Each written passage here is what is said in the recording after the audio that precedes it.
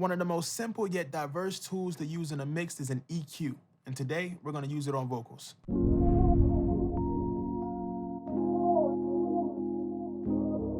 What's going on, you guys? Welcome to my YouTube channel. My name is Devontae, and today I want to talk to you guys about EQing your vocal to get them to sit perfectly in your mix every time. So let's dive right in. EQ is one of those things where it can either make or break your mix. You want to make sure that in the beginning, you're doing subtractive EQ and taking out all the harsh frequencies so that it can help sit in the mix better.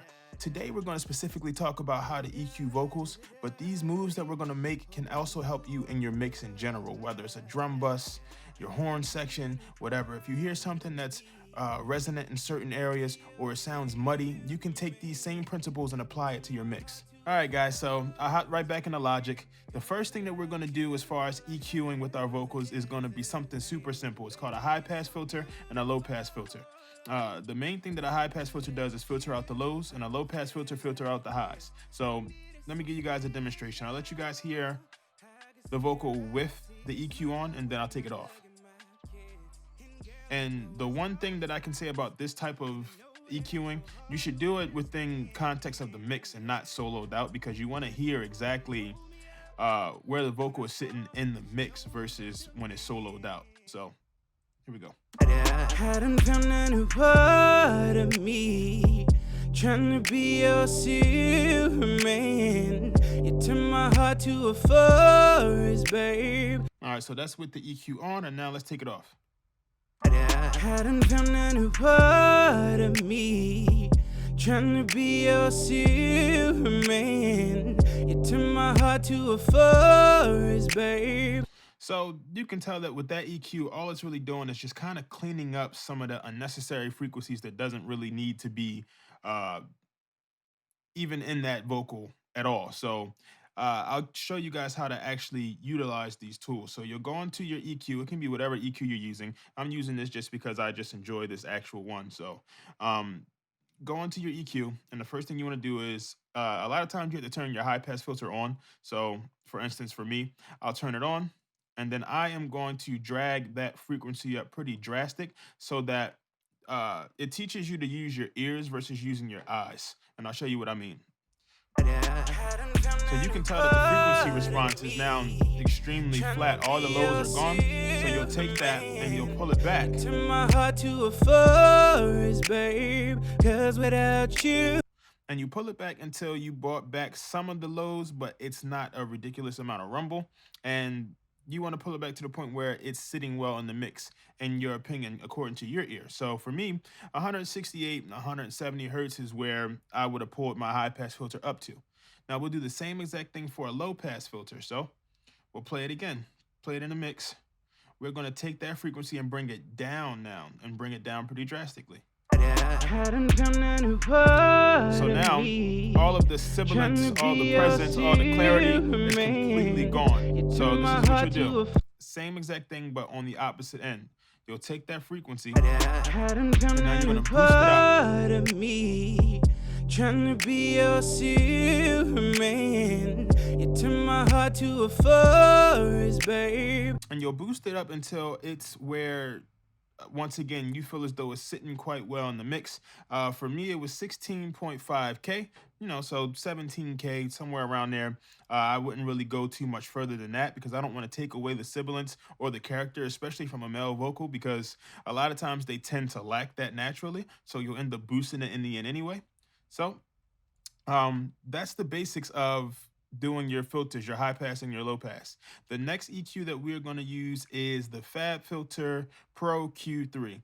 Now, this type of EQing is a little different. The first thing we did, we were just using filters, high passing, low passing. Now we're going to do subtractive EQ. So this is a bit more surgical. So when I say surgical, I mean you're going to go in and you're going to pinpoint very specific frequencies that you want to take out. Like, so for instance, if you hear something that's extremely harsh, you might not be recording in the greatest rooms, or your talent might not be recording in great rooms that are treated acoustically. So you'll go in and you'll surgically take out these things to make it fit a lot better in the mix. So let me show you what I mean by surgical EQ. So for instance, I'll take this frequency right here, and you're going to boost it all the way up. Now, you boost it all the way up so that you can perform something that I call sweeping. When you're sweeping a frequency, you're just going to drag that frequency left to right until you find that spot that sounds terrible, and then you'll take your gain knob and you'll turn it down. You can do this. You can follow me in any cue that you're using. So I'll show you guys what I mean. Hadn't found a new part of me. So now you take your frequency. You turn my heart to a forest, babe. Cause without you, all I had was a desert land. Baby, you're so beautiful. So right there, when he said beautiful and he kind of he screamed a little bit, you could really hear that frequency needs to be deducted a bit. So you'll take your frequency, you'll take your gain, and you'll deduct that somewhere around 3 to 4 dB. Now, when you're doing surgical EQ, I don't really suggest taking out more than 3 to 5 tops dB, because you'll end up taking out too much of the frequency and you'll make your vocal sound flat. And unless that's the style that you're going for, I wouldn't really suggest that. So that's the basics of surgical EQ.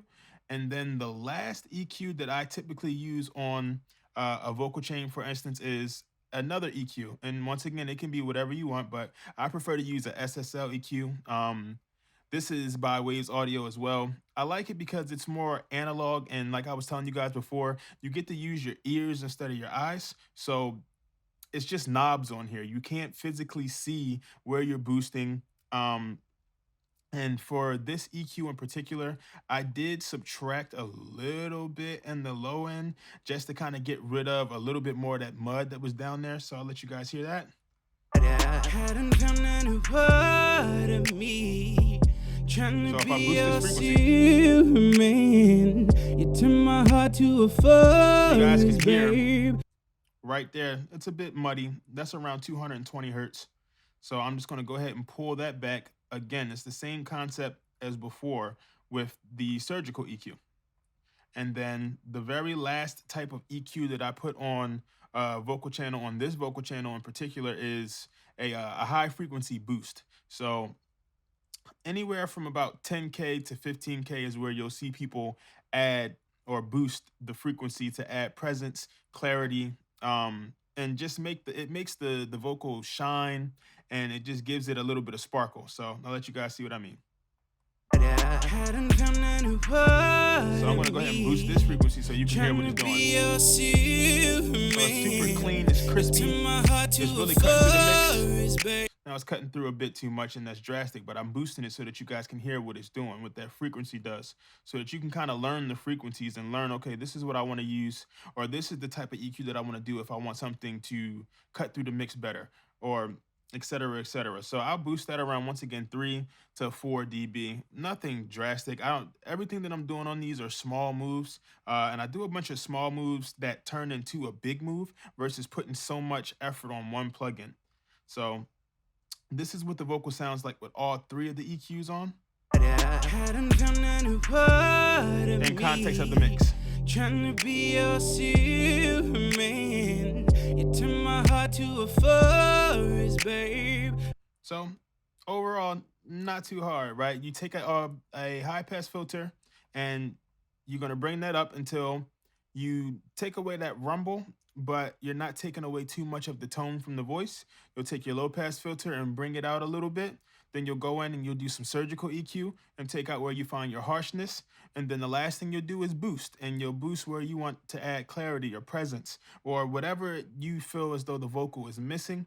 And that is it, guys. And there you have it, guys. 3 tools and techniques that'll help your vocals sit right in the pocket of any mix every time.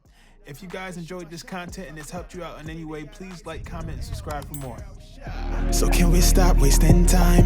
You the only thing that I need right here, right now. Baby, you've been on my mind. I might have had it wrong, but I think I got it right this time.